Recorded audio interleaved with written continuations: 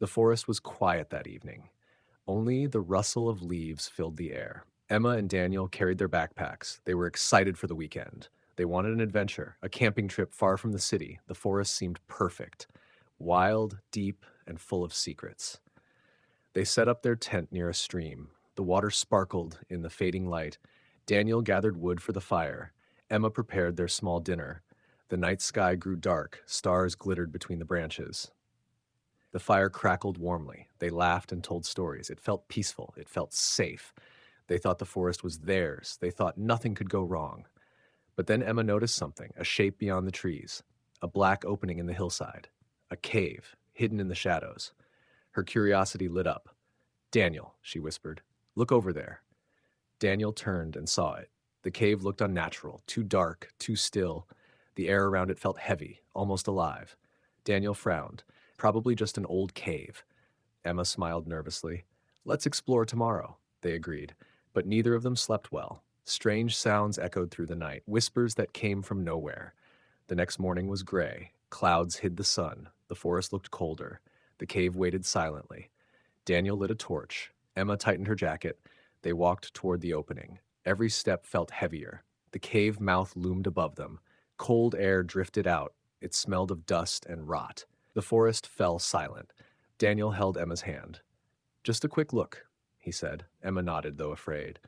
They stepped inside together. The walls dripped with moisture. The air was freezing. Shadows clung to the rocks. Their torchlight flickered. Emma whispered, "Do you feel that?" Daniel nodded slowly. It was more than cold. It was a presence. Something moved in the darkness. A low hum filled the air. The cave seemed to breathe. The walls shivered faintly. Emma's grip tightened. Maybe we should leave. But the tunnel pulled them deeper. Their feet kept moving. Symbols marked the stone, carvings of twisted faces, eyes that seemed alive, mouths frozen in screams. Daniel ran his hand across them. The stone burned cold. He pulled back quickly. His skin ached. Emma trembled. She heard whispers again. They slithered into her ears. They called her name. "Emma," the voice hissed. She spun around. No one was there. Only shadows danced. Daniel tried to calm her. "It's just the wind." But even he didn't believe it. The air was too heavy. The tunnel split in two. Left or right. Both were dark. Both seemed endless. Emma pointed left. Daniel lit another torch. They entered the passage. The walls closed tighter. Their footsteps echoed. The whispers grew louder. Something followed them. They could feel it. Emma turned suddenly. The torchlight revealed nothing, but the shadows shifted, as if alive. Daniel whispered, "Keep walking." They walked faster. The tunnel curved downward. The air grew thinner. A chill brushed Emma's neck. She gasped and froze. "Something touched me." Daniel raised the torch. Behind them, the tunnel was empty, but the darkness seemed thicker, almost like it had weight, almost like it moved closer. Emma's breath shook. She clung to Daniel's arm. They kept moving forward. The cave did not let them go. The tunnel grew narrower. The air pressed against their lungs. Every breath became harder. The whispers turned into screams. Emma clutched her ears. She cried out in pain. Daniel dragged her forward. The torch flickered weakly. The walls pulsed like veins. Moisture dripped like blood. The symbols glowed faintly red. The cave was alive. Suddenly the ground shook. Dust rained from above. A deep rumble echoed. The cave wanted them inside. They tried to turn back. But the path had changed. The tunnel behind them was gone. Only darkness remained. Emma panicked and screamed. Her voice bounced endlessly. It sounded like 100 voices, all of them crying. Daniel pulled her close. "Stay with me," he whispered, but his own voice trembled. He was afraid too. They ran deeper inside. Their torch lit only inches. Shadows bent unnaturally.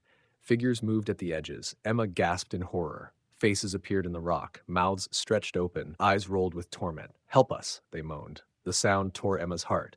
Daniel shouted, "It's not real!" But the faces cried louder. A cold wind howled. The torch blew out. They were swallowed by blackness. Only screams surrounded them. Emma clung to Daniel's chest. Tears streamed down her face. She whispered, "We're going to die." Daniel held her tighter. They stumbled in darkness. Hands touched their skin. Cold, bony, endless hands. They came from the walls.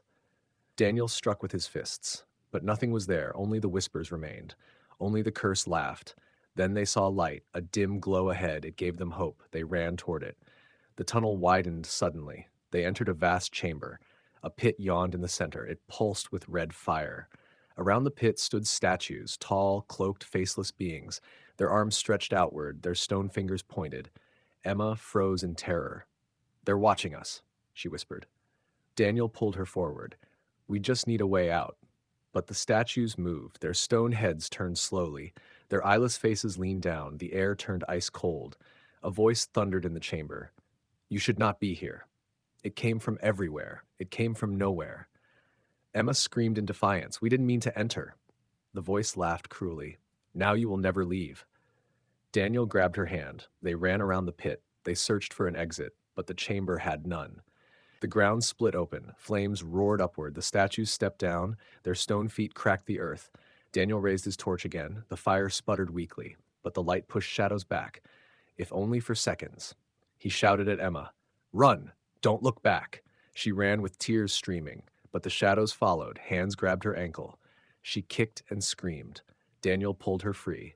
They stumbled to the wall. There was a narrow crack, just wide enough to slip. Daniel shoved Emma inside. He forced himself through. The chamber roared behind them. The statues screamed in fury. The walls shook violently. The cave tried to close. They crawled through darkness. Sharp rocks cut their skin. Emma bled from her knees. Daniel coughed from the dust. At last, they saw daylight, a sliver of sun through stone. They pushed harder, desperate. They reached the opening. But when they emerged, the forest was different.